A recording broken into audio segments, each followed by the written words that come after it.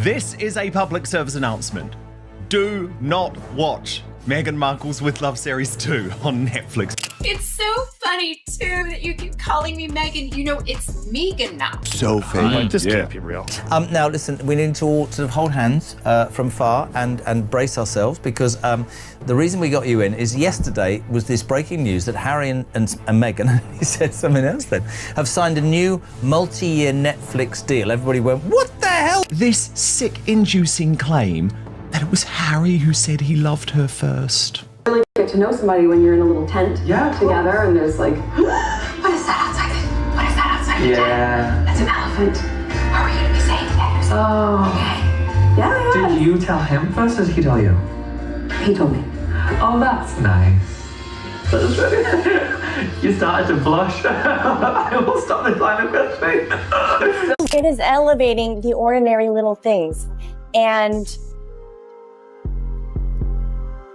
who got the Kroger peanut butter? It's not even organic. Okay, so, well, I mean, I think what we just saw was a carbon copy of season 1, which critically was absolutely destroyed, JK. And we knew that this would likely be the case because they filmed this back to back with season 1.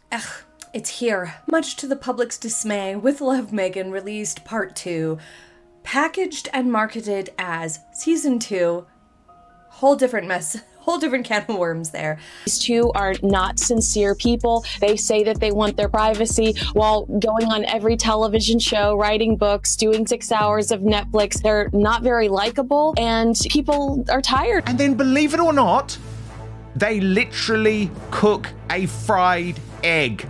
Yes, a fried egg, which they then grossly eat, because these guys don't ever sit down to eat a meal. They stuff their face with their mouths open around the table. Do Americans really think of Harry and Meghan? We despise them.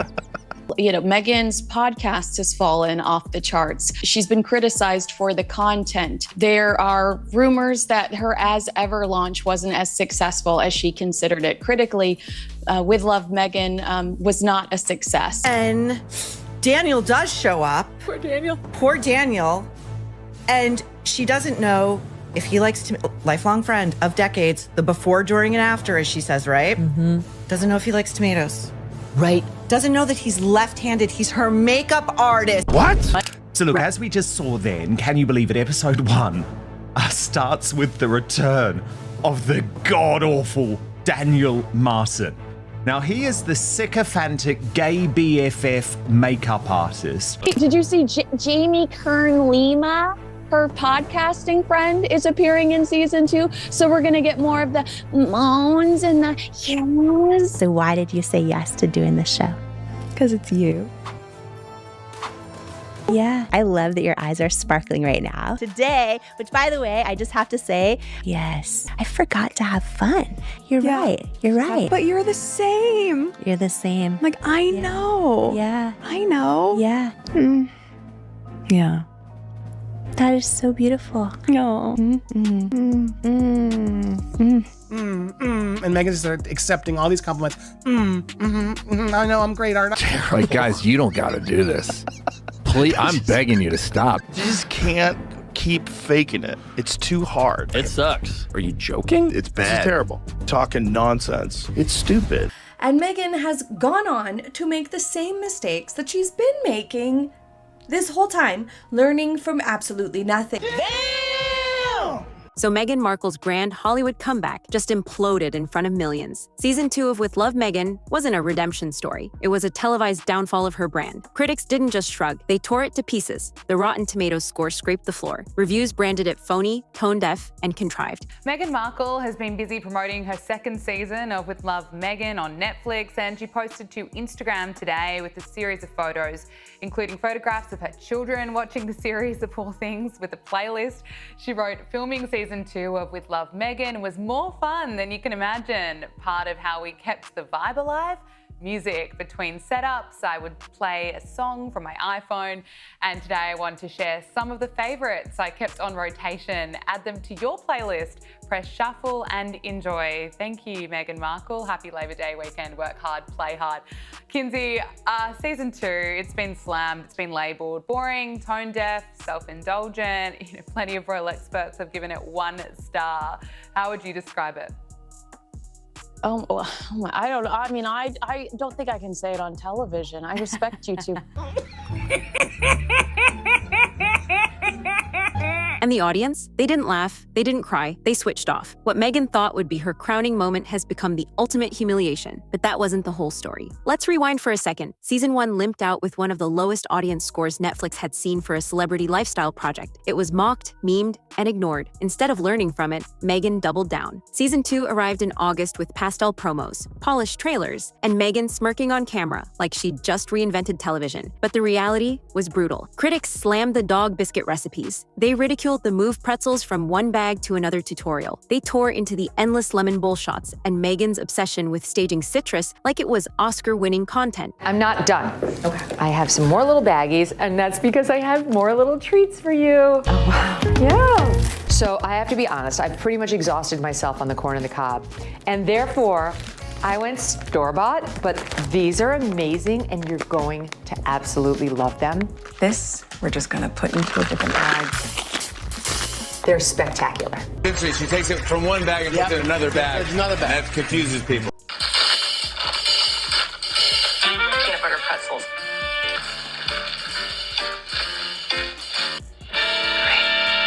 She's out here moving pretzels from one bag to another. Isn't she a great environmentalist? Why are we using and reusing so much plastic? Good point. Wow. Yeah. You bought those. Did you go and buy them in the store? Well, I mean, they were purchased for you. That's the important thing. I opened them. Then I opened the bag. Could you? Oh, of course, yes. And then look what I do. Could you open it more? I'm doing that. Okay. And then I just dump it. Just like that. Where are you getting all these mini brainstorms? I'm so impressed by this. You have to be a founder to really, I guess, understand it fully. And the worst part? Viewers said it didn't feel inviting. It felt hostile. I watched every episode of the Meghan Markle Netflix show, so you don't have to. So I had no prior opinion on Meghan one way or another. But watching the show, I did feel like I didn't belong there. It kind of feels like you walked into the wrong house. And you're like, oh, how did I get here? And Meghan also doesn't really want you there, but she doesn't want to be rude or anything. So she's like, stay, we are making crudité platters. Tablespoon honey, half a cup peanut butter, a quarter cup of water, finish it off, filtered of course. That better not be tap water I see in those homemade dog biscuits. Only the best for my animal that licks butt. Like you'd crashed a private dinner where the hostess smiled through clenched teeth and prayed you'd leave. Netflix had banked millions on this duchess-turned-lifestyle guru. Instead, they bankrolled an embarrassment, and what happened next shocked everyone. Insiders whispered Meghan's reaction was nuclear. Instead of admitting the obvious, that the show was fake, boring, and unwatchable, she reportedly blamed everyone else. Producers, editors, Netflix execs, anyone but herself. Of course it's all Taylor Swift's fault, isn't it? Meghan Markle furious with the world's biggest pop star because she says her showgirl announcement has overshadowed the launch of Series 2 of With Love Meghan. And given that the whole Meghan Markle ratings disaster is still getting worse behind the scenes over at Netflix, especially for those out there like CEO Ted Sarandos, the many executives, the producers, and even the board of directors that are on Ted's side that are really trying to play damage control at this point over why With Love Meghan Season 2 failed so hard in comparison to the first one. I did love that the Times of London branded it the sweet spot where irrelevant meets intolerable. Because this series is so bad, the thought of a Series 3 is just too impossible to even bear. It's the same Meghan pattern. When the curtain falls, she never takes responsibility. Harry, silent. But silence doesn't mean innocent. He stood right there, backing every decision, every stage shot, every wellness cliche. His reward? Being dragged down right alongside her. The once prince now reduced to background furniture in Meghan's vanity project. Behind the scenes, staff said Meghan raged about critics being jealous, about the British press sabotaging her brand. But the truth is simpler. Audiences just aren't buying the act anymore. And then came the cultural sledgehammer sledgehammer no PR spin could stop. Every time Meghan and Harry try to reinvent themselves, South Park comes back to haunt them. The infamous worldwide privacy tour episode from 2023 wasn't a one-off joke. It was a curse. Meghan Markle, they've just learned the hardest of lessons, which is, if you start a brawl, do not be surprised if you end up getting punched twice as hard. In fact, South Park has just knocked them out. It's quite vicious in a way, but quite funny as well. Time to do our daily $250,000 sponsored Instagram post. I shouldn't have left the made-up nonsense. What matters is what we have on the inside. Hello? Have a bit of a laugh at Harry and Meghan's expense because I've finally caught up with this South Park episode. South Park, it's come to life. That's what we're witnessing in this hospital room. You just can't leave it alone, can you? Oh my God, he's so obsessed with her. Can't sue a cartoon. It's satire. It is what it is. So you hate journalists? That's right. And now you wrote a book that reports on the lives of the royal family. Right. So you're a journalist. Okay, then you must be in the national system. Oh yeah, is this you? Sorority girl, actress, influencer, victim. Yeah, that's totally me. Every flop resurrects it. Every scandal revives it. The public doesn't need critics anymore. They have memes, and memes don't forget. Meghan thought she could outlast a cartoon, but satire is immortal. And no matter what PR stunt she tries, the South Park version of her is more believable than the staged one she puts on screen. But the humiliation didn't stop there. Then came the headlines Meghan couldn't spin away. Reports surfaced of a Maryland woman filing a $10 million legal action after a bath salt recipe from With Love Meghan that allegedly caused a severe reaction. Now, more troubles for poor Meghan. She's been threatened with a $10 million lawsuit after a woman suffered catastrophic burns, allegedly from the Duchess's do-it-yourself bath salt recipe. This is a recipe that Kinsey featured on her Netflix show. What else can you tell me about this? Well, I could tell you I spoke to 2 attorneys about this. Both said this potential lawsuit could, no pun intended, have legs. Suddenly, Meghan's wellness guru image looked less like Martha Stewart and more like a lawsuit waiting to happen. Whether the claims hold up in court doesn't even matter. The optics are fatal. A self-care queen linked to safety complaints? Netflix executives reportedly panicked. Lifestyle brands live and die on trust. And Meghan just burned hers. Harry stayed silent, again, but silence speaks volumes. He's not the helpless victim. He's the co-signer. Every flop, every controversy, every cringe segment, his name is stamped on it too. And just when they thought things couldn't get worse, they did. This isn't just one bad show. It's a pattern. Spotify deal? Horrible. Archetypes podcast? Axed. American Riviera Orchard. Quietly rebranded as Ever after a logo scandal made headlines. Talk about Meghan Markle, because I mean, this is, she just stumbles into one catastrophe after another. You've now got the Mallorcan mayor saying, you've nicked our symbol, our national symbol, as your blimmin' lifestyle brand's logo. And when you look at the two together, you kind of go, yeah, you got a point. Did she just go into like randomlogogenerator.com and because of algorithms and AI, it made that thing? Well, look, bear in mind that this is the latest sort of incarnation of her lifestyle website that was called American Riviera Orchard. All of a sudden, after a year, she launched it last March. After a year, she suddenly changed the name to As Ever. Now, the reason she's had to do that is the logo, the name, American Riviera Orchard, has been locked in legal hell, legal wrangling, loads of challenges saying you can't have that trademark, it's too geographical. One major American shopping chain saying you've stolen our name, and so on and so forth. So she's had to drop that all of a sudden, change it to As Ever, and then quickly come up with this new logo. And lo and behold, there's another legal problem. It clashes with this little village in Mallorca, and they are furious. So what we've got here is a picture of a woman who is stumbling shambolically from one hurried measure to the next. And it just is a complete mess. Critics and industry insiders muttered the same word again and again. Grifters. That word, first used by Spotify's own Bill Simmons, has become their permanent brand. Enough for Bill Simmons over at the Ringer podcast, which was acquired by Spotify, to call Harry and Meghan, quote, a fucking grifter on his latest podcast. Here's what he had to say. I wish I had been involved in the Meghan and Harry leave Spotify negotiation.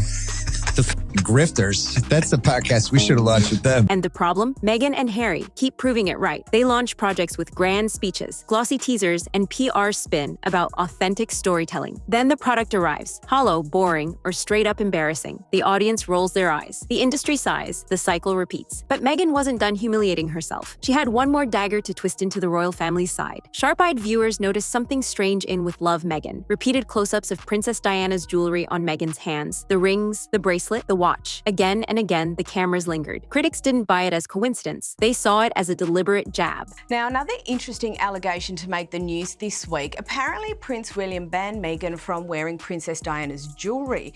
Now, is there anything to this claim?